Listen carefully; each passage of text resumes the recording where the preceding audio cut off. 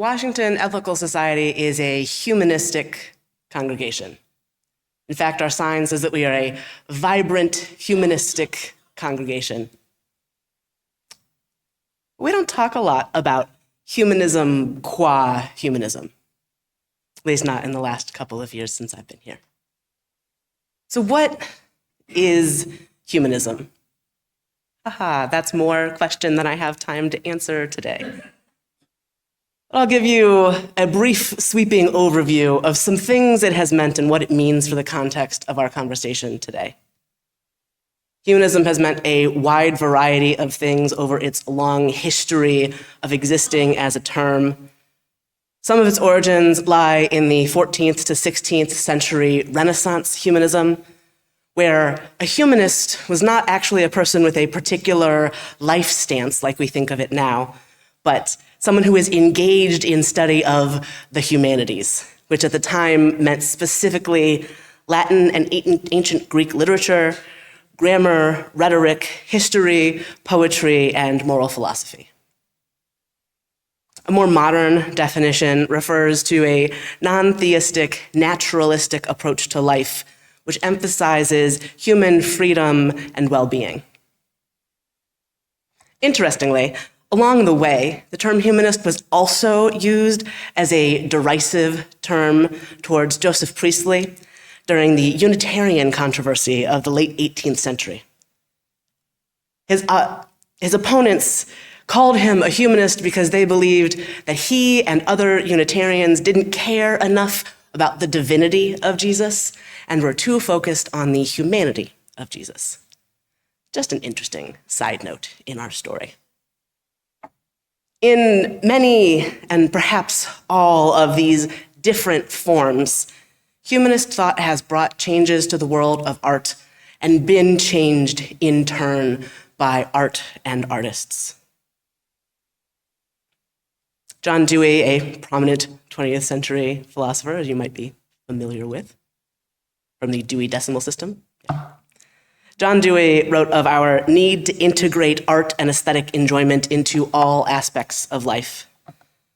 And prominent 20th century secular humanist Paul Kurtz wrote, "For the humanist, the aesthetic dimension of life is perhaps the most eloquent expression of human creativity." Art is, in a meaningful way, about human aliveness, right? You go from classical art that is almost always in what we see saved, about gods or a god as you get into the monotheistic period. And when the Renaissance happens, there is this turn in what even classical art looks like. You are more likely from then on to see scenes of regular people. It takes a while before art comes to focus on the day-to-day lives of regular people in a bigger sense, but you get a shift in the perspective. And over again, as art reinvents itself, it says new things about what it means to be a person. It lets people show parts of their own experience of being alive and in a human body. Art is, like religion is, a meaning-making experience, a thing that we do to deal with the world as we find it around us.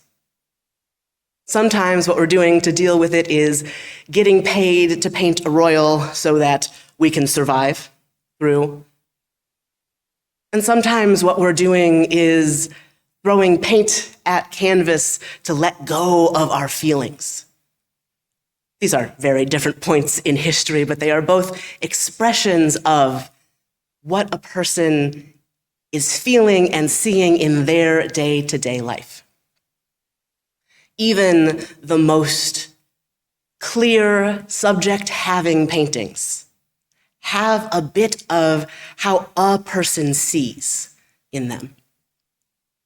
Whereas a camera gives you a more one-to-one relationship. I said more, not completely. One-to-one relationship with what is there versus what is seen. Paint or poetry necessarily put a layer of perception between the thing and the seeing. Are we following? Cool. So if you've been around for a little while, you might know that my own preferences in visual art lean in the direction, heavily go in the direction of abstract impressionism. I tend to say that I like impressionists onward, right? The realist images I really like to look at are Monet painting water lilies through a very gauzy lens of dabs of paint. And what I really love is the stuff that doesn't look like anything at all. One of my favorite pieces of art I've seen in recent history was a sculpture that I saw at the Cleveland Museum of Art, in which the artist had found pieces of broken pottery around Japan and had simply connected them together in whatever form they would come together in. So this winds up being this massive, very oddly shaped sculpture made of different pieces of things. If you've been around for a while, you might also know that that speaks to me in part because how I think about life is that we have, each of us, broken pieces and are busy putting them back together into a new shape.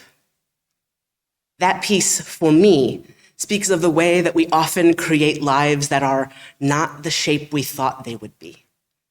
That we set out with a sort of cookie cutter plan. Some of us, not all of us. I certainly set out with a cookie cutter plan. And then find our cookie does not actually fit into that shape. Find that our lives are different from what was set out, the clean, clear picture that we thought we would paint, the clean, clear structure that we thought we would build. And so we build something a little stranger. Something that goes in the directions that life allows us to expand in, that creates a totally new shape in the world. Felix Adler, founder of ethical culture, was invested in human aliveness. And I think that at its best, art helps us engage in our aliveness. So how do we go about engaging with art in a way that isn't simple consumption, right? We live in this society where we are predisposed to a consumptive relationship with almost everything. We think that things are made for us to say, I like this or I don't like this, and then we move on. We think that about everything from our favorite TV shows to the music we listen to the religious services we do or do not attend, to the visual art that we engage in. Criticism is often about do I like or do I not like, not about where was the engagement. Often when we don't like something, we pass it out of our minds very quickly. This happens a lot with the forms of art that people find harder to get into. For example, my fondness for abstract expressionism has left me standing in front of pieces that I find incredibly moving, while people walk by and say, my kid could have done that. Did they? Probably not. Because it turns out that abstract art is more than just scribbling, but also that scribbling is more than just scribbling. Because the expressions that our children make when they don't have great motor control are still pretty remarkable little pictures of their internal world, externalized as well as they can at the time. A lot of children who don't necessarily learn how to speak as quickly as other children might learn sign language, or they might learn to draw. They might learn to communicate another way first. So one, it is degrading to children and to adult artists to say, oh, my kid could have done that. But also, so what? So what if your kid could have done it? So what if it is not the most complicated, detailed form of art available? The point of a painting is not, in fact, to show off every single trick you've ever learned how to do. Many of the best abstract artists are actually really good at figurative work. They have learned the basics, the details of how to draw a person, how to draw a landscape, and said, you know what? That's not how I talk. That's not how I communicate. One of the things that we can do to engage more deeply with art, to engage more deeply in our own humanity, is to try to look at the things we see through a different set of eyes. To let our initial judgments go and say, okay, what else is happening here? For me, that works a little bit in reverse of how it often works for other people. When I look at classical figurative painting, portraits, still lives, I am often not hugely moved. If I let my judgment be the showrunner, I will just walk by. I'll be like, yep, that's some fruit, here I go. But if I stop, I let the judgment get out, and sometimes I have to talk myself through that. I have to say, okay, this is not the painting you would paint, but we're not in the Museum of Casey Art. If you wanted to be in that, you would be in your house. I stop and I look and I think about the perception that goes into finding the exact shape that an apple is, or that apple was, figuring out how to light something so it looks like it glows, the amount of love and attention to detail that is necessary to paint something that looks like the Mona Lisa does. If you've ever been to the Louvre, you will know that the Mona Lisa is actually a very underwhelming painting. You're used to thinking of it as kind of big and imposing, and it is not that. It's small. It's in a big glass box, and the room is full. You do not get to get close to it unless you are willing to fight through a crowd of people. And though underwhelming, it is still an impressive feat of art. There is something about the idea that someone so long ago was able to not just paint such a recognizably clear form of a woman, but that she has the facial expression that she has, that you do feel as though her eyes follow you around the room. If you learn more about the painting, you come to know that there are layers and layers of paint underneath what you can see. Times when Leonardo da Vinci tried and failed to make the painting that he meant to make. That there is something fundamentally human in this piece of art that we treat as sort of otherworldly. So we can engage with art and we can check our judgment a little bit. We can also make art of literally any kind at literally any skill level. The choice to sit down and try to be creative is a fundamentally human pursuit.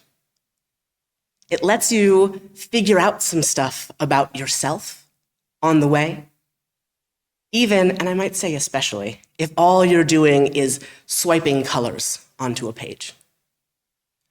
I say especially because when there's no form to focus on, all you really have is you and color and shape. And you don't have as clear of a relationship between those things as you might think you do. I know this because I think of myself as having an incredibly high relationship between color and shape and feeling. Some of that because of my own experience of synesthesia, in which words appear in my head in specific colors. And feelings always come with colors for me. And still, if I sit down with a feeling and attempt to paint that feeling, what comes out is never what I planned. I'm deeply comfortable with what comes out not being what I planned. A lot of people aren't.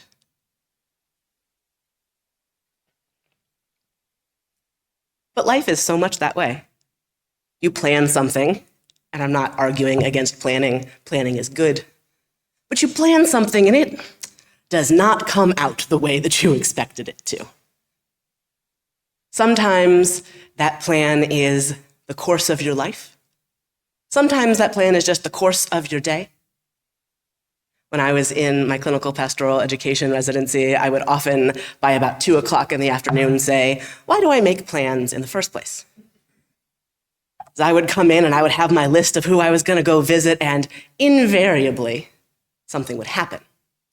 I would run into a nurse in the hall who had had a personal family crisis, who needed to talk, and now my schedule is totally off, but I have done the right thing. The shape has become correct in a way that I couldn't plan for it to be.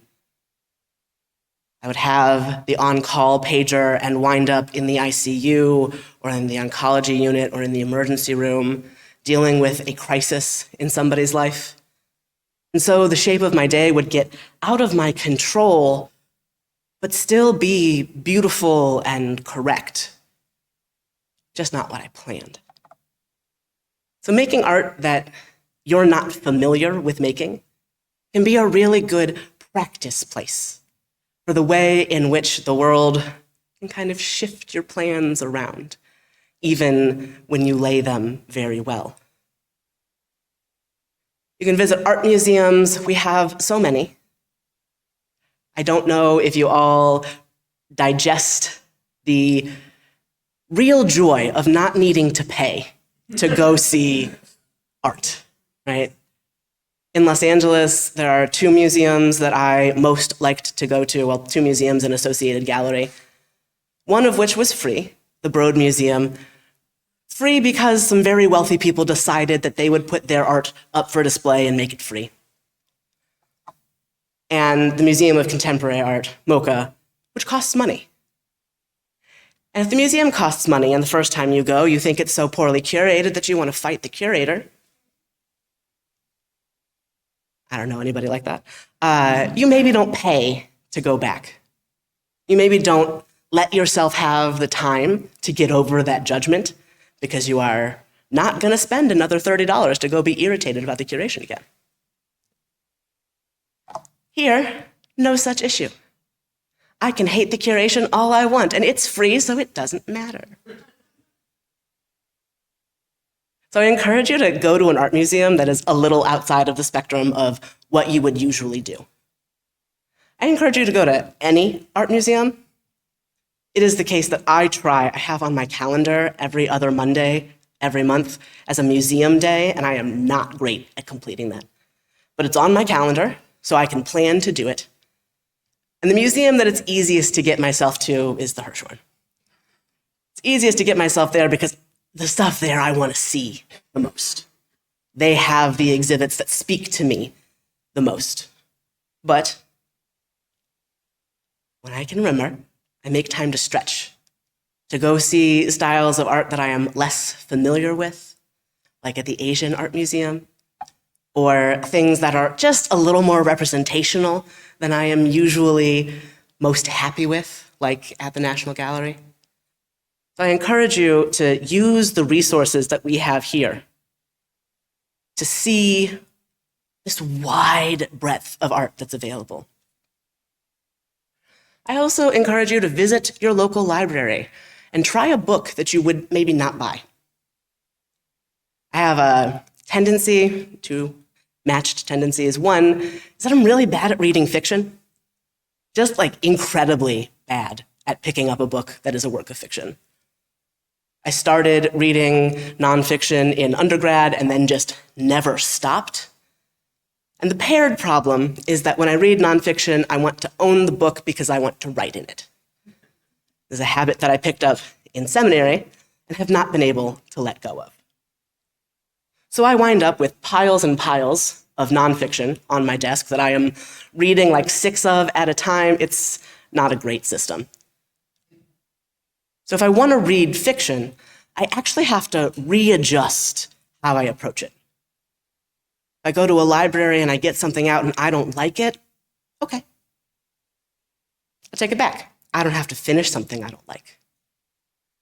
So I encourage you to use the library as a resource for trying whatever sorts of books you are not used to reading. For finding poetry that is maybe outside the realm of stuff you've heard or read before, that is maybe more modern than what you're used to. For finding works of fiction and works of nonfiction, if you can manage to not write in the books, that will take you a little bit outside of wherever your comfort zone is. We all have different zones of comfort around this. You can also listen to a wide variety of music. That's some of what we're up to here today in this platform, listening to a wide variety of music. There's a tendency in congregations for contemporary music to mean anything written in the 60s and 70s. We do actually much better than that here. I have been in a number of contexts where the most modern songs available were written in the early 60s. So we get into the 90s sometimes. I've heard us get into the 2000s. It's amazing. But there are also types of music that, accepting platforms like this, where we're going to use music videos, where we're going to use outside recordings, they just don't make a lot of sense for a chorus to perform or for the band to perform, right? I'm like really not asking the WES chorus to try to do hip hop. Let's precisely, right? So there are ways to balance, right? And this format that we have now where we use music videos or pre-recorded music actually lets us explore some stuff that would be hard to get to if we relied solely on live musicians. It doesn't hurt that it's cheap, but it is primarily, to me, about getting to explore some stuff that would be hard to explore otherwise. Which leads me a little bit to one important aside as I get us out of today's spoken platform time. There's a little bit of trouble with what I think of as corporate art. We are awash in corporate art in the world today. It is all of that too clean, too perfect, maybe artificially created stuff that might be interesting to look at but has nothing in it, right? You can think of pop songs that sound like they were written to be in a commercial, or that literally were written to be in a commercial. A lot of stuff that is more interested in selling you the products that go with a vibe than with actually investigating any part of what it means to be alive. And the problem is that anyone who wishes to make a living as an artist has to manage to live somewhere in between the spaces of corporate art and, I'm going to call it pure art for lack of a better term coming to my mind right now, right? It can't be just pure expression if you need to make your living out of it. And it really can't be just pure expression if what you want is to make a lot of money from it. Now, sometimes people manage to do both in a pretty remarkable way. I can't believe that I'm about to say this, but Taylor Swift does a remarkable job of keeping her person in her very corporate popular music. I don't know how she does it, and I am not saying that she is beyond criticism because, oh boy, do I have some criticisms. I'm also not saying that her music is for everybody, but there is a reason why young women love Taylor Swift. And it isn't mostly that she has been packaged for them to consume.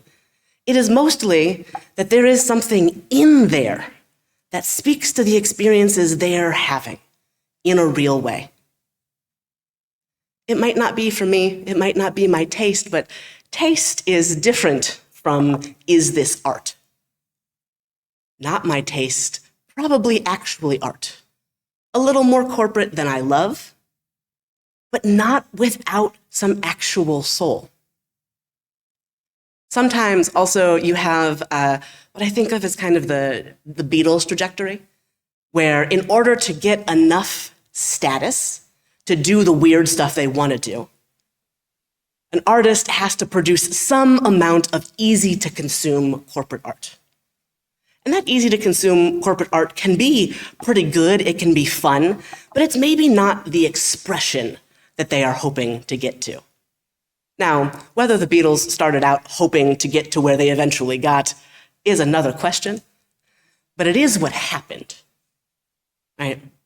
And so I see this the most in R&B and hip hop, where people will make clearly digestible albums that are mostly meant to get them money from a music studio, so that they can go and they can get out of their contract and they can make the weird, intense stuff that they meant to make. Some people get to go about it a totally different direction. For example, Kendrick Lamar started as an artist making albums about his life in Compton and continues to make albums about his life. And Tyler, the Creator, started as a street punk in LA, making music that I would not recommend you listen to. Boy, was he a teenage boy back then. But managed to turn that into an opportunity to grow and learn and change, not just for him, but for a bunch of his friends. And so from his choice to make these weird, difficult to listen to, I really don't recommend, early albums, you get Frank Ocean, who sings beautifully about his own conflicted experience of bisexuality as a young black man in Los Angeles in the early 2000s. You get Earl Sweatshirt, who writes rap jazz albums, which are often deeply about his own depression and dissatisfaction with the world. And you get Tyler's later work, which becomes this really interesting, sonically, reflection on what it means to be himself, unfolding from a pretty homophobic teenager to an openly queer man in his 30s, and to deal with that he said those things on a record and people know about them. We can stretch ourselves out of the categories of what we think we like. For me, again, a lot of times this is going back and finding that there is more music in the past that I love than I necessarily realized. I have a weird history with music, which is to say, I grew up in a house where we sang together all the time. We listened to a lot of music. But until I was about 9 years old, my musical world was entirely my parents' taste in music. My father likes 50s doo-wop, almost exclusively. My mother, country music from the 60s, 70s, 80s, and 90s. Then, at like 9 or 10 years old, I crash into the world of popular music in the late 90s and find myself enamored by the visuals of electro-punk band The Prodigy, by the sexy depression of Fiona Apple. I'm not wrong. Enamored by all of these things I didn't know how to even talk or think about. So now, when I go back, I have stuff I have to fill in, right? What were my dad's parents listening to? Mostly big band and polka, which is a stretch for me. And yet, if I listen and I let my judgment go and I think about who my grandparents were and what their world was like, I get it. I see where that is compelling and wind up holding on to some of it for myself. I fill the gaps in my country music history because though my mom loved country music, she was not much of a historian of it. And so I go back and I go through George Jones's whole catalog and find that my favorite version of him singing is a particular appearance on television where he nearly cries while singing. Because there is so much raw emotion in what he is doing. I go back and I learn the stories of artists I've loved since I was a child. I learn the stories of songs I've loved since I was a child. I don't know anyone my age who didn't grow up kind of loving Don McLean's American Pie and also not understanding it at all. I knew all the words to that song before I had any idea what was going on there. So I encourage us to realize that sometimes corporate art is just selling us stuff, and sometimes there is soul. To stretch outside of whatever genre limits we've put ourselves in, whether that be in music, in visual art, in television or movies, to just try something and see if we can experience it without first putting on the lens of, do I want to buy this? One of my favorite forms of contemporary art is music videos. I am exactly the right age to have loved music videos since I was a little kid. I desperately miss when VH1 and MTV reliably played music videos all day, every day. I encountered so much music that I would not have seen or heard before then, and I encountered the art they were doing alongside their music, the visual creation of a video. Now, okay, sometimes that's an NSYNC video and it's just an excuse for a dance routine. I'll take an excuse for a dance routine, that's fine. But especially as you get into the modern era of music videos, people are more and more making art with their music videos. The easiest canonical example of this is Beyoncé's Lemonade, an album that came with a full visual album along with it. If you've never watched Lemonade in full, I suggest you do that. It is a masterclass in the construction of an album, in the construction of visuals.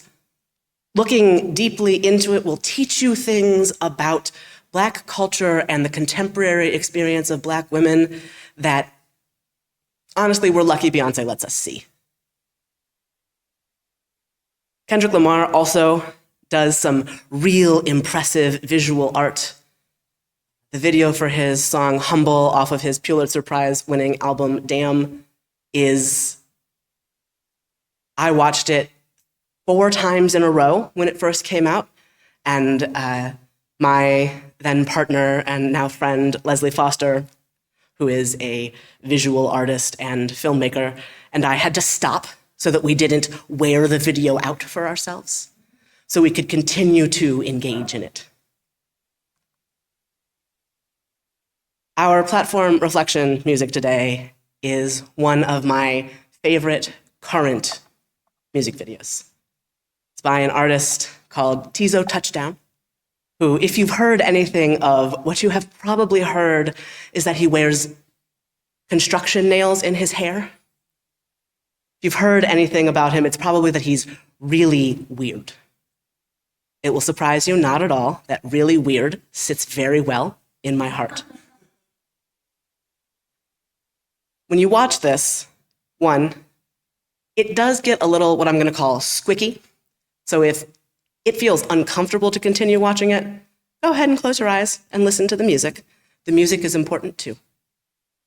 But while you're watching it, try to think about why he might have chosen these visuals and what it means about his life as a roughly my age Black man in America today, trying to make art, trying to be seen, trying to get to be himself in the face of stereotypes, discrimination, and a complicated world in general. Thank you.